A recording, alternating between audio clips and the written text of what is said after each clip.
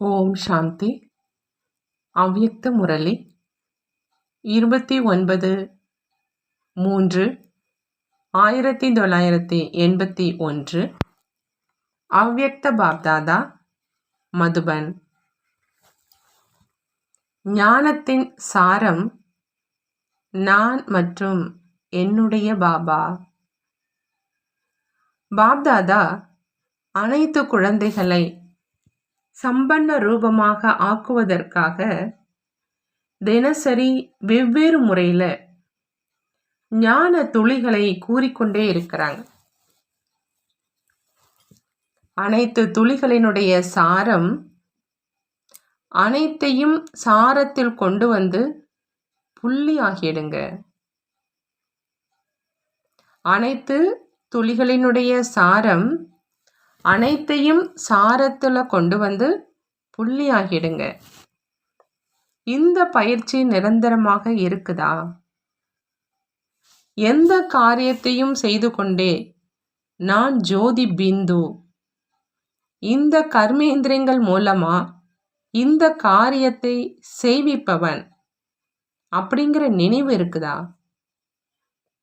இந்த முதல் பாடத்தை சொரூபத்துல கொண்டு வந்திருக்கீங்களா? தொடக்கமும் இதுதான், மேலும் முடிவிலும் இதே சொரூபத்துல நிலைத்திருந்து செல்லணும். அப்படி ஒரு நொடியினுடைய ஞானம் ஒரு நொடியில ஞான சொரூபமாக ஆகி இருக்கீங்களா அப்படின்னு பாபா கேட்குறாங்க. விஸ்தாரத்தை சுருக்கமாக ஒரு நொடியில கொண்டு வருவதற்கான பயிற்சி இருக்குதான்னு கேட்குறாங்க. எந்த அளவு விஸ்தாரத்துல வருவது சுலபமாக இருக்குதோ அந்த அளவு சார சொரூபமாவது சுலபமாக அனுபவம் ஆகுதான்னு கேட்குறாங்க பாபா. சார சொரூபத்துல நிலைத்திருந்து பின் விஸ்தாரத்துல வரணும் அப்படிங்கிற இந்த விஷயத்தை மறந்து விடுவதில்லையே. சார சொரூபத்துல நிலைத்திருந்து விஸ்தாரத்தில் வர்றதுனால எந்த விதமான விஸ்தாரத்தின் ஈர்ப்பு இருக்காது. சார சொரூபத்துல இருந்து விஸ்தாரத்துல வந்தா எந்த விதமான விஸ்தாரத்தினுடைய ஈர்ப்பு இருக்காது. விஸ்தாரத்தை பார்த்து கொண்டே கேட்டுக்கொண்டே வர்ணனை செய்து கொண்டே ஏதோ ஒரு விளையாட்டை விளையாடிட்டு இருக்கிறோம் அப்படிங்கிற அனுபவம் செய்வீங்க. அந்த மாதிரி பயிற்சி எப்பொழுதுமே நிலைத்திருக்கணும். இதைத்தான் சுலபமான நினைவு அப்படின்னு சொல்றதுங்கிறாங்க பாபா. ஞான வாழ்க்கையிலும் அஞ்ஞான வாழ்க்கையிலும் ஒவ்வொரு காரியத்திலும் 2 வார்த்தைகள் உபயோகப்படுது. அது எது? நான் மற்றும் என்னுடையது. 2 வார்த்தைகளில் ஞானத்தினுடைய சாரமும் இருக்குது. நான் ஜோதி பிந்து மற்றும் சிரேஷ்ட ஆத்மா, பிரம்மா குமார் அல்லது பிரம்மா குமாரி மற்றும் என்னுடையவரோ ஒரு தந்தையை தவிர வேறு யாரும் இல்லை.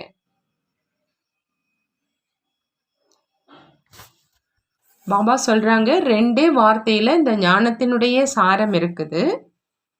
அது நான் ஜோதி பிந்து சிரேஷ்ட ஆத்மா, என்னுடையவரும் ஒரு தந்தையை தவிர வேறு யாரும் இல்லை. என்னுடைய பாபா இதுல அனைத்தும் வந்துடுது. என்னுடைய பாபா அப்படின்னா என்னுடைய ஆஸ்தியும் அதுல வந்துடுது. அப்படி இந்த நான் மற்றும் என்னுடைய இந்த 2 வார்த்தைகளோ உறுதியாக இருக்குதான் இல்லையா? என்னுடைய பாபா அப்படின்னு சொல்றதுனால அநேக விதமான என்னுடையது அப்படிங்கிறது உள்ளடங்கிடுது. அப்படி 2 வார்த்தைகளை நினைவுல வச்சு அனைத்து காரியங்களும் செய்வது கஷ்டமா ஈஸியான்னு கேட்குறாங்க பாபா. இதற்கு முன்பும் இந்த 2 வார்த்தைகளை தான் பேசுனீங்க. இப்பொழுதும் இதே 2 வார்த்தைகளை தான் சொல்றீங்க. ஆனா எவ்வளவு வித்தியாசம் இருக்கு. நான் மற்றும் என்னுடையது அப்படிங்கிற இந்த முதல் பாடத்தை மறக்க முடியுமா? இதையும் சின்ன குழந்தை கூட நினைவு வச்சுக்கும். நீங்க ஞானம் நிறைந்தவங்க தான் இல்லையா? அப்படி ஞானம் நிறைந்தவங்க 2 வார்த்தைகளை நினைவு செய்ய முடியாது அப்படின்னு இருக்க முடியாது இல்லையா? இதே 2 வார்த்தைகளினால மாயாவை வென்றவரா, தடையற்றவரா, மாஸ்டர் சர்வ சக்திவானாக ஆக முடியும். 2 வார்த்தைகளை மறக்கிறீங்க அப்படின்னா மாயா 1000 ரூபத்துல வருது. இன்று ஒரு ரூபத்துல வரும், நாளை இன்னொரு ரூபத்துல வரும். ஏன்னா மாயாவின் என்னுடையது என்னுடையது என்பது ரொம்ப நீளமானது. ஆனா என்னுடைய பாபாவே ஒரே ஒருவர் தான். ஒருவரின் எதிரில் மாயாவினுடைய 1000 ரூபங்களும் முடிவடைஞ்சிருது. அந்த மாதிரி மாயாவை வென்றவராக ஆகிட்டீங்களா அப்படின்னு பாபா கேட்குறாங்க. மாயாவுக்கு விவாகரத்து கொடுப்பதில் ஏன் காலம் எடுத்துக்கொள்றீங்கன்னு கேட்குறாங்க. இது ஒரு நொடிக்கான விஷயம்தான். இதுல பல வருடங்கள் ஏன் ஆகுது? விட்டீங்க அப்படின்னா விடுபடும். என்னுடைய பாபா, பிறகு அவரனுடைய நினைவிலேயே மூழ்கி இருங்க. தந்தைக்கு அடிக்கடி இதே பாடத்தை தான் கற்பிக்க வேண்டியதா இருக்குது. நீங்க மற்றவங்களுக்கு கற்பிக்கவும் செய்றீங்க, இருந்தும் மறந்துடுறீங்க. மற்றவங்களுக்கு நினைவு செய்யுங்க அப்படின்னு சொல்றீங்க, பிறகு நீங்களே ஏன் மறந்துடுறீங்கன்னு கேட்குறாங்க பாபா. மறக்காதவராக ஆகணும்னா எந்த தேதியை நிர்ணயம் செய்வீங்க? அனைவருக்கும் ஒரே தேதி இருக்குமா அல்லது வேறாக இருக்க முடியுமான்னு பாபா கேட்குறாங்க. எத்தனை பேர் இங்கே அமர்ந்திருக்கீங்களோ அத்தனை பேர்களுக்கும் ஒரே தேதியாக இருக்க முடியுமா? அப்போ தேவையற்ற வீணான விஷயங்களை பேசுறதெல்லாம் முடிஞ்சிடும். குஷியான விஷயங்களை கண்டிப்பா சொல்லுங்க, ஆனா பிரச்சனைகளை பேசாதீங்க. எப்படி கண்காட்சி மற்றும் நிகழ்ச்சிகளை செய்றீங்க அப்படின்னா திறப்பு விழாவுக்காக கத்திரிக்கோள் மூலம் மலர் மாலையை வெட்ட வைக்கிறீங்க. அப்படி இன்று என்ன செய்வீங்க? நீங்களே கத்திரிக்கோளை கையில எடுப்பீங்க, அதிலேயும் 2 பக்கமும் ஒன்றாக இணையும் போது, அதாவது கத்திரிக்கோள்ல இருக்கக்கூடிய 2 பக்கமும் ஒன்றாக இணையும் போது ஏதாவது ஒன்று வெட்டப்படுது. அப்படி ஞானம் மற்றும் யோகா இரண்டின் இணைவதன் மூலம் மாயாவினுடைய பிரச்சனைகளோட பந்தனம் அழிஞ்சிருது. இந்த குஷியானது உங்ககிட்ட நிறையக்கூடிய செய்தியை சொல்லுங்க. இன்று இதே பிரச்சனைகளுடைய பந்தனத்தை துண்டிப்பதற்கான நாள், ஒரு நொடிக்கான விஷயம்தான் இல்லையா? தயாராக இருக்கீங்கள் இல்லையா? யார் யோசிச்சதுக்கு அப்புறம் இந்த பந்தனத்தை துண்டிப்பீங்களோ அவங்க கையை உயர்த்துங்க. அனைத்து வெளிநாட்டினரும் தீவிர முயற்சி செய்பவர்களுடைய பட்டியலில் வந்துடுவாங்க. கேட்கக்கூடிய அந்த நேரத்திலேயே அனைவருடைய முகம் மாறிடுச்சு. எப்போ நிரந்தரமாக ஆகிட்டீங்க அப்படின்னா என்னவாக ஆகும்? அனைவரும் நடைமுறையில் போகும்போதும் வரும்பொழுதும் அவ்யக்த வதனத்தினுடைய பரிஸ்தாக்களாக தென்படுவீங்க. பிறகு சங்கம யுகம் பரிஸ்தாக்களினுடைய யுகமாக ஆயிடும். இதே பரிஸ்தாக்கள் மூலமா பின்பு தேவதைகள் வெளிப்படுவாங்க. பரிஸ்தாக்களை தேவதைகளும் எதிர்பார்த்துட்டு இருக்கிறாங்க. தேவதைகளுடைய பிரவேசம் சம்பன்ன உடல்ல தான் ஆகும் இல்லையா? இவங்க 16 கலைகள் நிரம்பியவர்களாக ஆகட்டும், பிறகு வரமாலையை அணிவிக்கலாம் அப்படின்னு காத்துட்டு இருக்கிறாங்க. எத்தனை கலைகள் தயாராகி இருக்குது? சூட்சும வதனத்துல சம்பன்ன பரிஸ்தா ஸ்வரூபம் மற்றும் தேவதைகளினுடைய சந்திப்பினுடைய காட்சி மிக நன்றாக இருக்கும். பரிஸ்தாக்களுக்கு பதிலா எப்பொழுதும் முயற்சி செய்யும் நிலையே இருக்குது அப்படின்னா தேவதைகளும் தூரத்துல இருந்து பார்த்து கொண்டே இருக்கிறாங்க. நேரத்துக்கு ஏத்த மாதிரி அருகில வந்து கொண்டும் சம்பன்னமாக இல்லாத காரணத்தினால பின்தங்கியும் விடுறாங்க. இந்த வரமாலை அணிவிக்கும் தேதியையும் நிர்ணயம் செய்யணும். பாபா கேட்குறாங்க, அந்த தேதி எதுவாக இருக்கும் அப்படின்னு. தேதி நிச்சயிக்கப்படுறதுனால எப்படி லட்சியமோ அப்படி லட்சணம் வந்துடுது. அந்த தேதியோ இன்றாக ஆகிவிட்டது. அப்படி இதுவும் அருகாமையானதாக ஆயிடுச்சு இல்லையா? ஏன்னா தடையற்றவர் ஆகுக அப்படிங்கிற அந்த நிலை சிறிது காலம் இடைவிடாது இருக்கணும். அப்பதான் வெகு காலம் தடையற்ற ராஜ்யம் செய்ய முடியும். இப்போது பிரச்சனைகள் மற்றும் சமாதானத்தினுடைய ஞானம் நிறைந்தவர்களாகவும் ஆயிட்டீங்க. எந்த விஷயத்தை யாரிடம் கேட்குறீங்களோ அதற்கு முன்பு ஞானத்தினுடைய ஆதாரத்தினால இது இந்த மாதிரி இருக்கணும் அப்படின்னு புரிந்து கொள்ளவும் செய்றீங்க.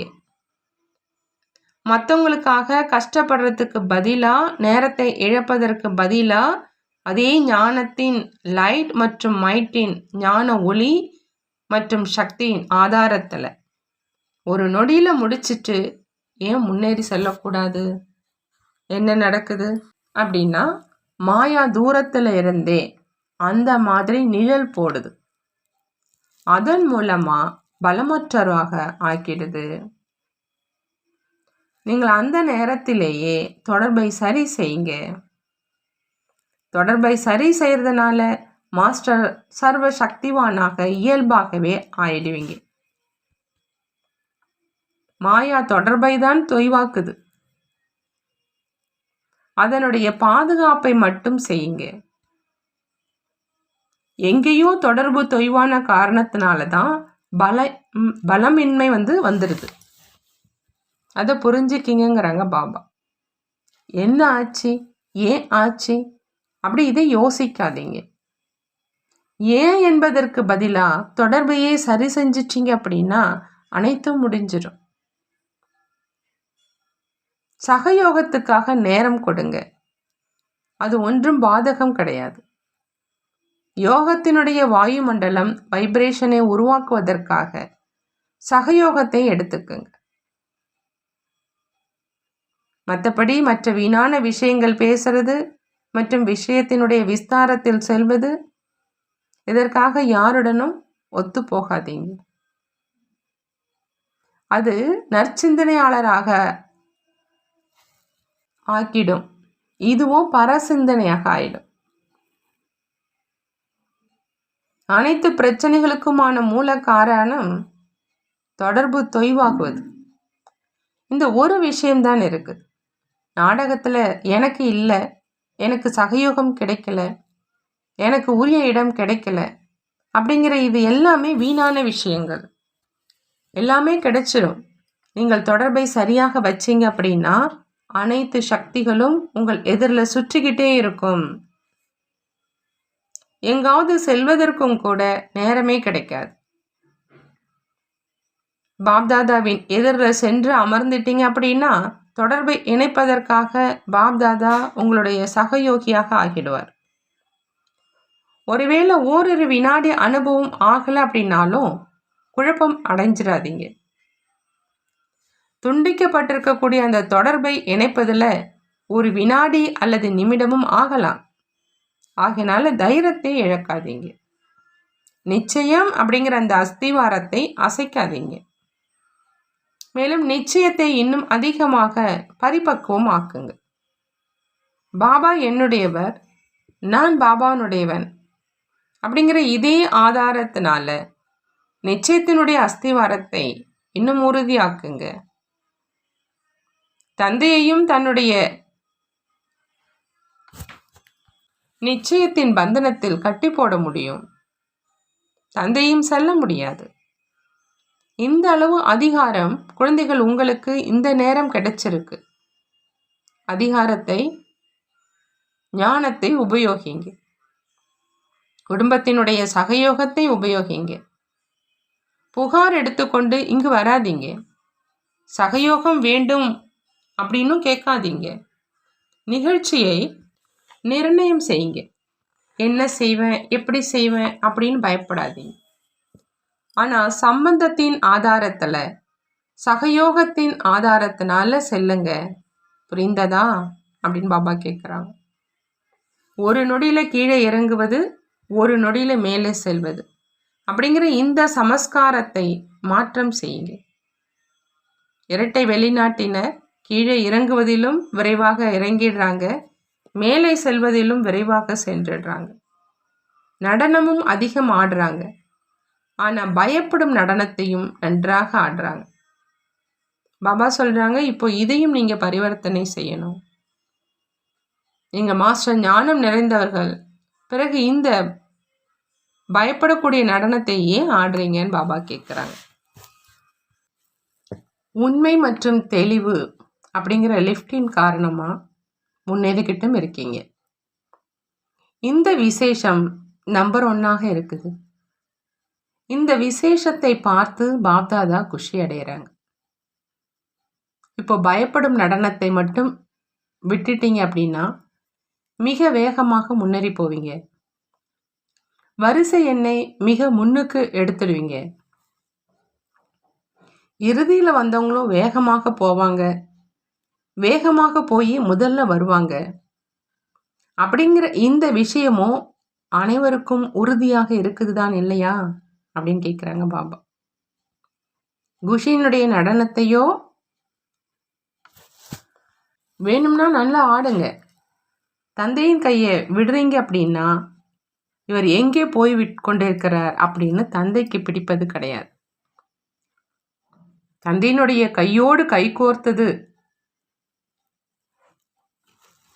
அப்படின்னா பிறகு பயப்படும் நடனமும் இருக்கவே முடியாது. மாயாவுடைய கரத்தை எப்போ பிடிக்கிறீங்களோ அப்போதான் அந்த பயந்த நடனம் வருது.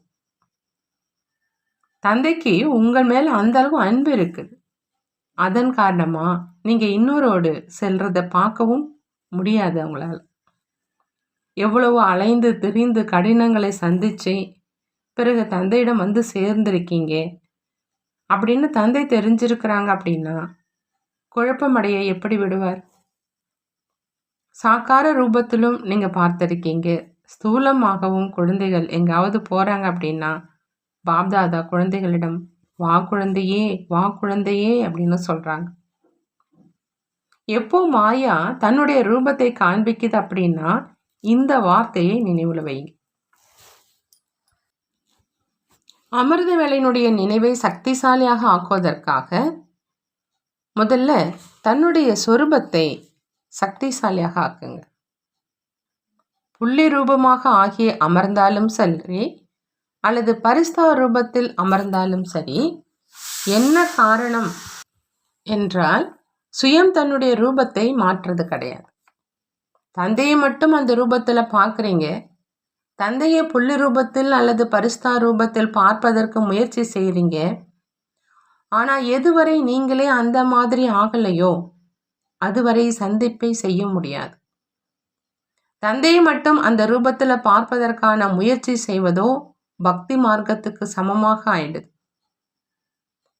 எப்படி அவங்க தேவதைகளை அந்த ரூபத்தில் பார்க்குறாங்க, மேலும் அவங்க எப்படி இருந்தாங்களோ அப்படியே இருப்பாங்க.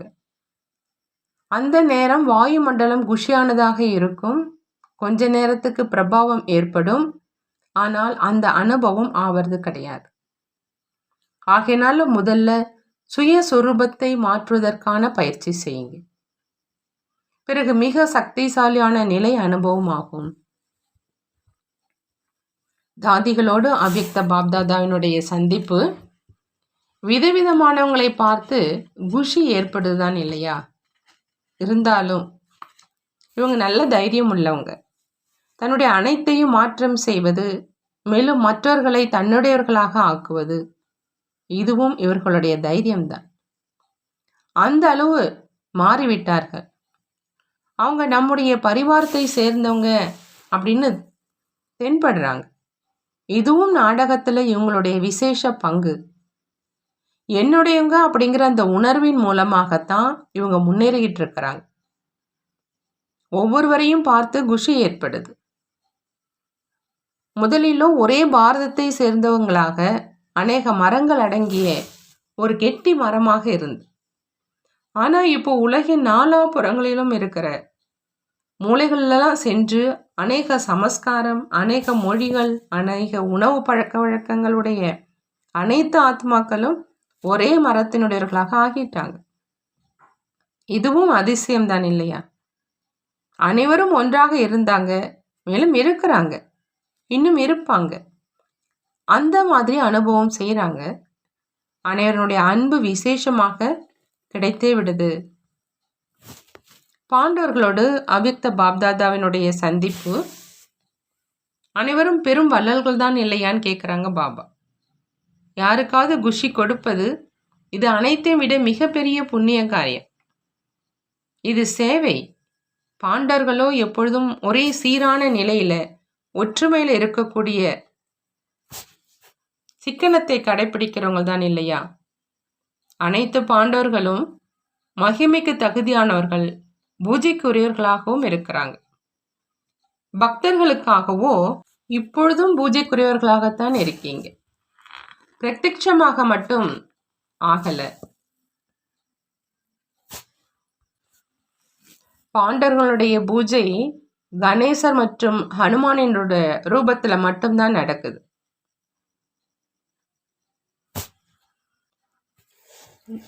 இன்னும் தேவதைகளும் இருக்கிறாங்க. கணேசர் யார் அப்படின்னா, யார் அனைத்து விஷயங்களையும் வயிற்றுக்குள்ள நிரப்பி வைக்கிறாங்க அவங்கதான். ஹனுமான் வாள் மூலமா அசுர சமஸ்காரங்களை எரிப்பவர். வாளும் சேவைக்காகத்தான் இருக்குது.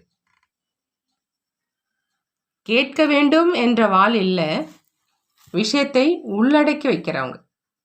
அங்கு இங்கு பரப்புறவங்க கிடையாது.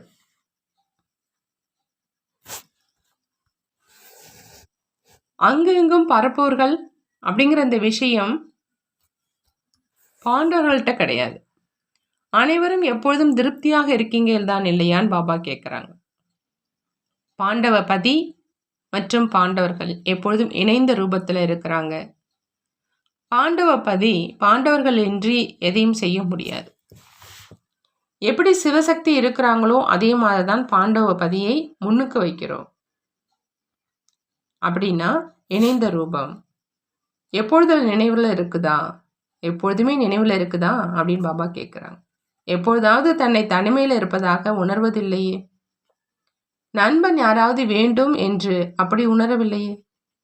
யாரிடம் சொல்வது, எப்படி சொல்வது அப்படிங்கிற அந்த நிலை இல்லையேன்னு கேட்குறாங்க.